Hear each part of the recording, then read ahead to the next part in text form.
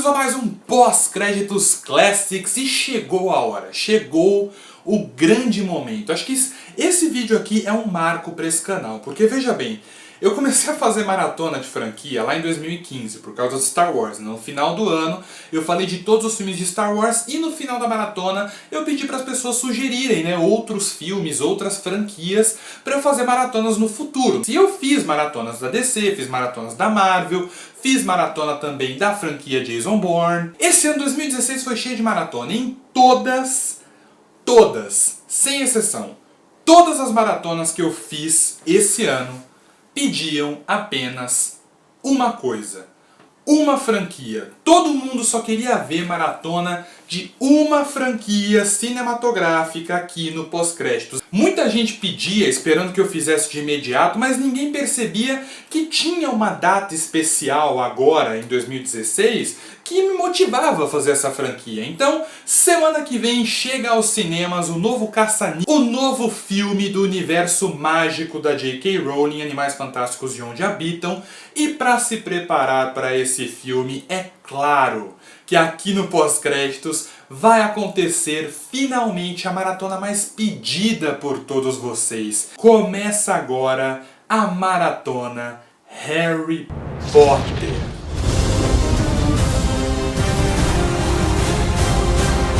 Começando pelo primeiro filme, lançado em 2001, Harry Potter e a Pedra Filosofal. Só falar o nome desse filme já evoca nostalgia na minha vida. Eu vou falar disso daqui a pouco. Eu não sei nem por onde começar a falar de Harry Potter, pra falar a verdade. Então vamos começar falando do quanto a Warner investiu e apostou nesse filme. O filme ele foi lançado em novembro de 2001, inclusive, que época pra Warner, né? Harry Potter saiu em novembro, no mês seguinte saiu O Senhor dos Anéis e a Sociedade do Anel. Você lembra, Warner, dessa época? Rios de dinheiro, filmes amados por público e crítica, que saudade, né?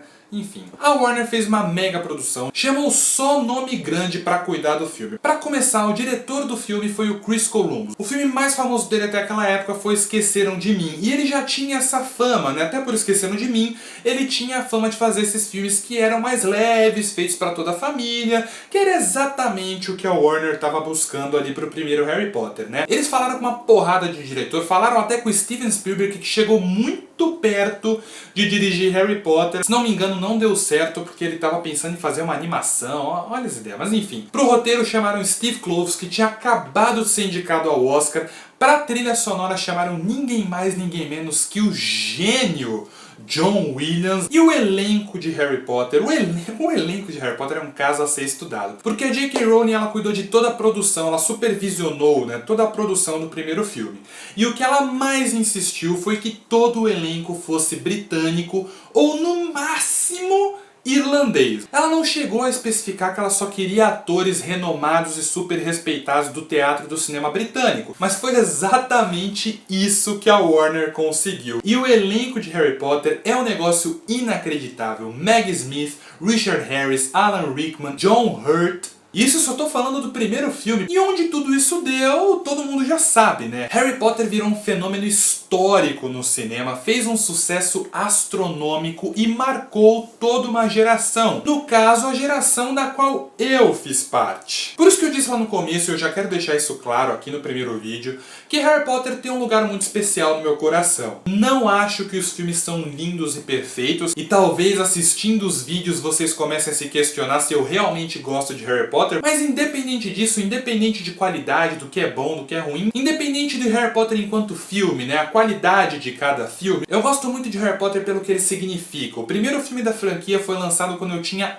8 anos de idade. Eu era exatamente o público-alvo do filme, não tinha como eu não gostar. Eu adorei Harry Potter quando eu assisti. Em 2002, depois que eu vi o segundo filme, meu pai me deu os 4 primeiros livros de Natal. Foi o primeiro livro, de fato, que eu parei pra ler. E o mais importante, o primeiro filme saiu quando eu tinha 8 anos, o último filme saiu quando eu tinha 18. Ou seja, Harry Potter começou na minha infância, acompanhou toda a minha adolescência e terminou quando eu tava começando ali a vida adulta, em termos legais no Brasil. Então pra qualquer um que tinha a minha idade, eu tinha ali entre os seus 7 e os seus 12, 13 anos, não teve como não ficar marcado por Harry Potter. É claro, se você assistiu o filme nessa época, na época que ele foi lançado, não teve como não ficar marcado, porque foi uma saga que marcou toda uma geração. Então, agora com isso esclarecido, depois desse que provavelmente foi o momento mais pessoal da história do pós-créditos, vamos para o filme, porque as pessoas envelhecem, certos conceitos mudam, o filme que você vê de uma maneira antigamente, você vê de uma maneira diferente hoje, então vamos comentar o que é Harry Potter e a Pedra Filosofal atualmente, como o filme funciona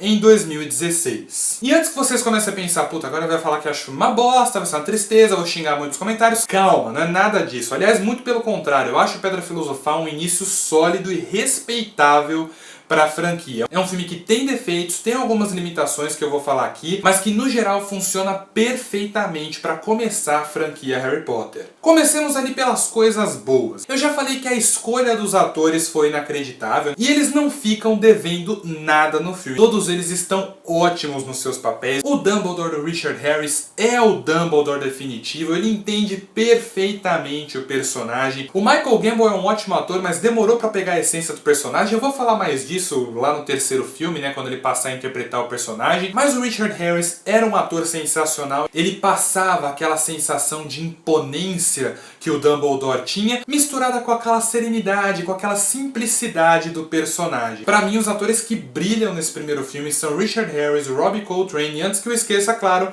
a Maggie Smith como a McGonagall, que é maravilhosa, é outra que ficou perfeita no personagem também, né? As crianças, especialmente o trio principal, defendem bem os seus papéis, mas coitados, né?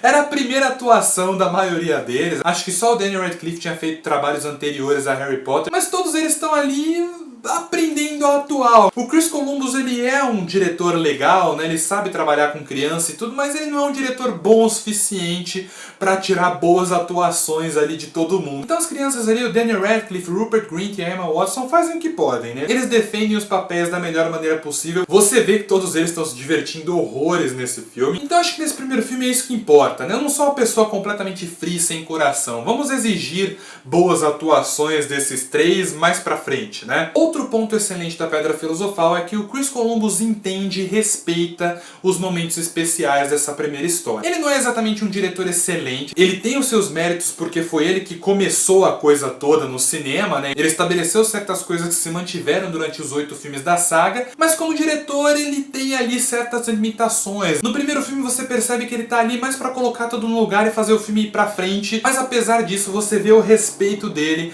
com os momentos marcantes da história. Então todos os momentos chave desse primeiro filme, né, que são também momentos chave para a saga, são tratados com a imponência e com a importância que eles devem ser tratados, como a chegada de todos os alunos em Hogwarts.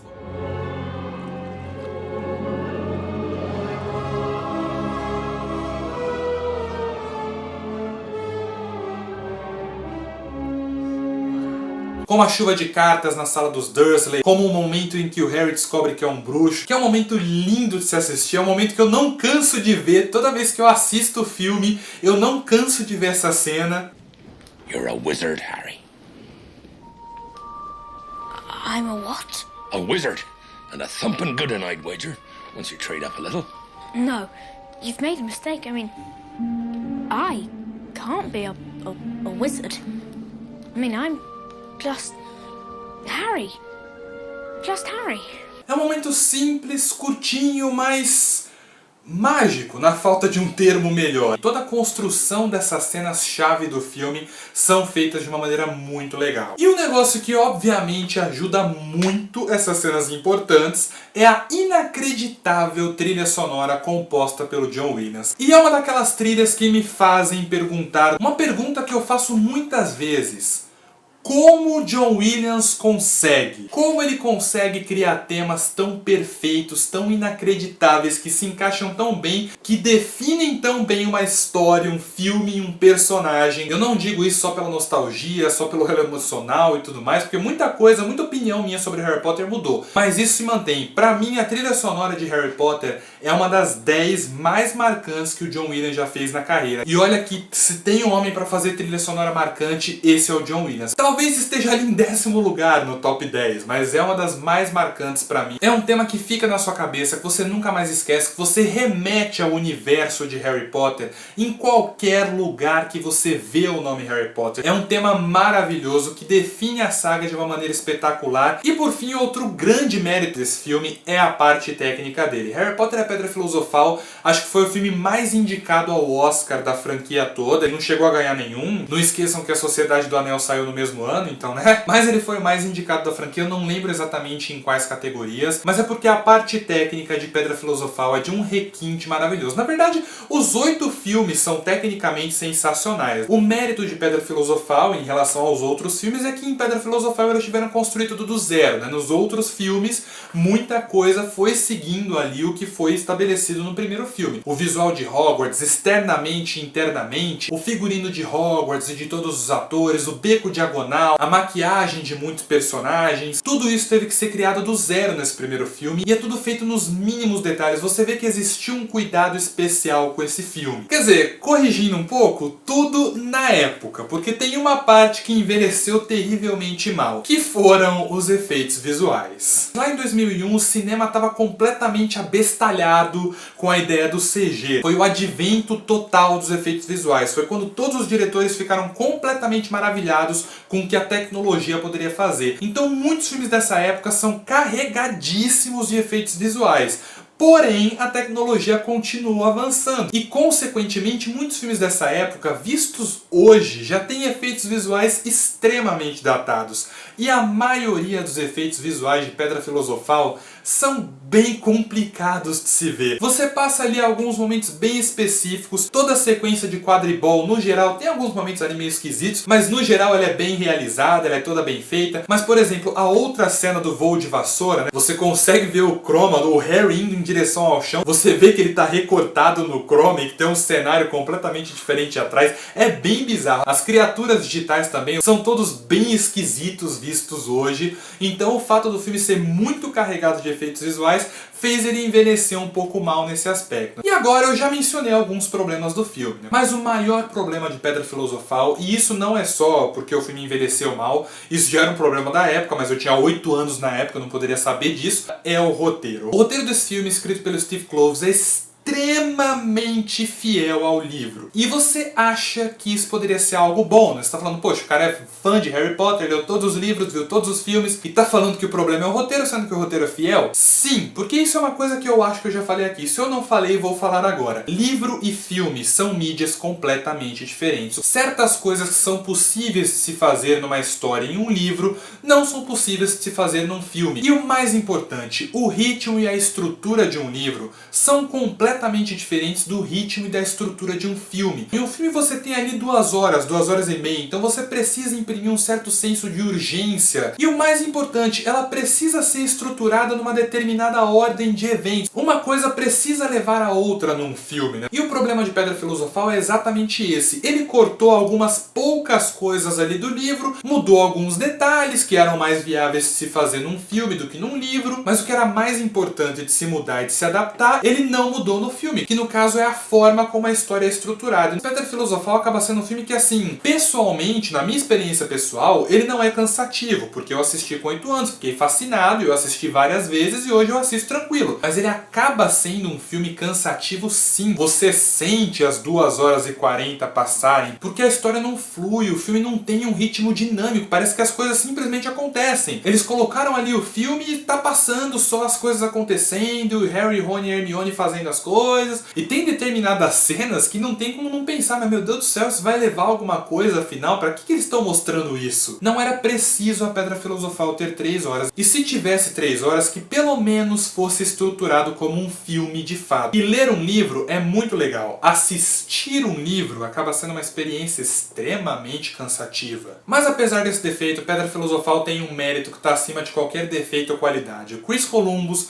realmente consegue colocar uma atmosfera especial e mágica no filme todo. O espectador ele realmente sente que está vendo algo novo, mágico e especial na tela, que está vendo um novo mundo se abrir diante dele. Isso pra mim é o maior mérito desse primeiro filme, porque sem essa atmosfera, dificilmente a franquia Harry Potter conseguiria ser contada do começo ao fim nos cinemas. Dificilmente ela duraria 8 filmes. É esse sentimento especial que esse primeiro filme traz, que faz com que a gente fique com vontade de ver os outros, outros, que faz com que a gente fique com vontade de acompanhar ali a jornada do Harry Potter. No fim das contas, Harry Potter e a Pedra Filosofal pode não ser um filme perfeito, tem algumas limitações, tem alguns problemas, envelheceu mal em alguns aspectos, mas no geral, trocadilhos à parte, é um filme mágico, é um filme legal de se assistir, é legal conhecer todo esse universo mágico, ele consegue apresentar esse universo completamente novo de uma forma muito competente, é um filme que agrada a todas as idades, deixa as crianças fascinados, deixa os adolescentes animados e tem uma aura de encantamento ali que consegue conquistar os adultos. Pode não ser perfeito, mas tem todos os méritos por ter começado essa franquia multimilionária com o pé direito.